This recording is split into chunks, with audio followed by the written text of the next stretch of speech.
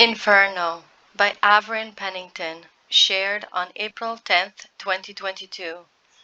I experienced the most horrific dream the Lord has ever given me last night. It was even worse than my terrifying dream about the earthquake in California.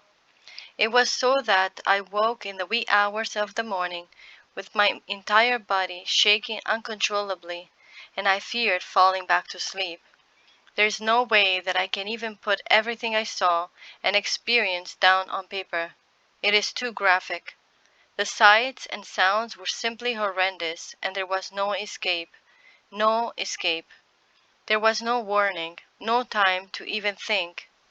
To give an idea of the scene, picture a large suburban community built in and amongst a huge forest, something like the Woodlands near Houston.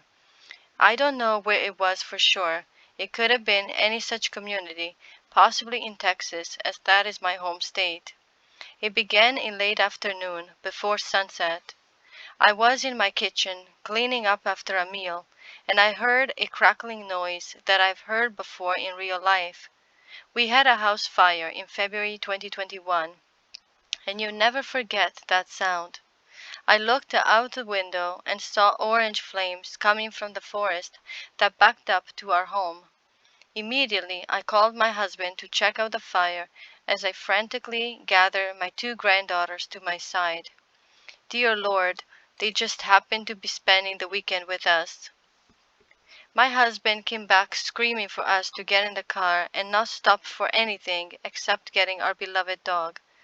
We moved as fast as we could, but it was not fast enough. The entire community was engulfed in flames, and everyone in every house along our street was doing the same thing we were.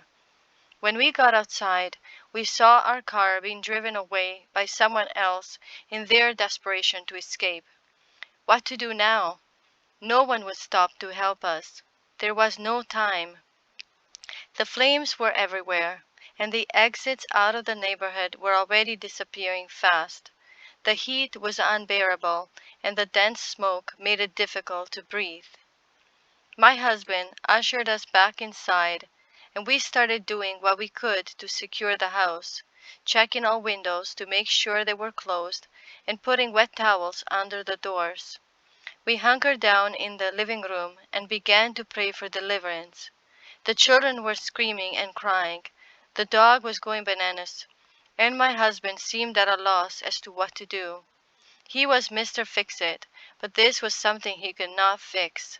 For the moment, our house was still intact, but I could hear the screams of our friends and neighbors. I don't know why I did it, but I felt I should see if I could help anyone by letting them inside with us. Some people came inside, but it was too late for others. The fire was so intense that I saw what you call fire tornadoes everywhere. I saw a teenage girl trapped inside one, still alive and begging for help with her eyes. There was nothing I could do. I watched her die a horrible death. I saw other people who were injured, trying to get to safety, but they could not. I watched as a big empty bus, presumably sent to help evacuate those trapped, careened down what remained of the street and drive into a house on the corner. The bus was on fire, and I don't think the driver had a chance. I went back inside and secured the front door. I could only save the few who were now huddled in our living room.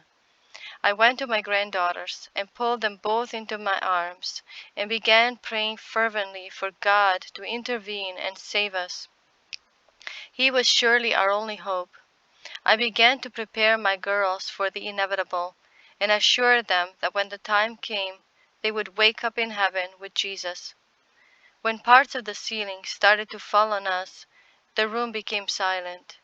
I looked at my husband, and we both knew it was the end. I started softly singing a hymn, and others joined me.